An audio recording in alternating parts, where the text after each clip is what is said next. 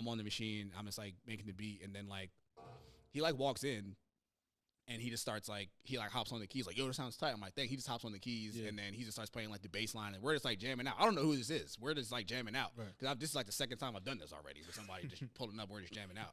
And then so Ivy comes in. He's like, oh, you met Crow? I'm like, oh. He's like, yeah. He's like, yo, we didn't even introduce each other. He's like, oh yeah. I'm like I'm Crow. I'm like, oh shit. Okay, cool. Like, he's like, yo, this shit is hot. I'm like, thanks. And I don't know. It was like a crazy, and we made a whole bunch of music. Yeah.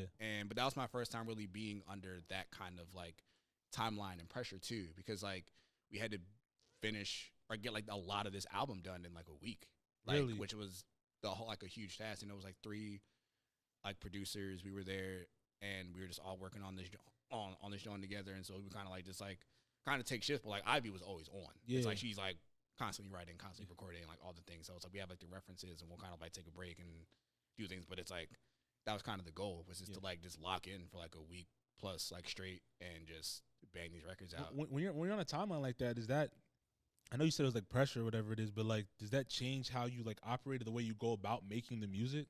I think it changes the energy of efficiency. So you can, and it taught me a lot too, because it's like you know, people. And granted, everyone's process is different. Every writing process, every album is going to be different.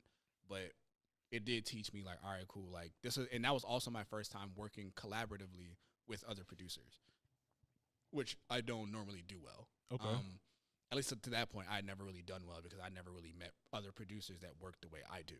And so being able to be in the room with like-minded producers, it was like, all right, cool. Like there is a strong power in efficiency and collaboration and understanding like people's strengths and people's weaknesses at certain points. So we were able to split up a lot of things. But I think most of the songs that I produced, I did like most of like the beat, and you know, they were able to like add things like later. But it was really like a big collaborative effort with me and Ivy. But I learned a lot about like being able to just make decisions, and that's the biggest thing. Is like, because you obviously like music and art in general, it's like, you know, like a piece could like never be done technically. Like you can always just add something. You could always like take something away or change this or change that or make it longer, make it shorter, whatever. So it's like being able to just be like, all right, cool, this is done.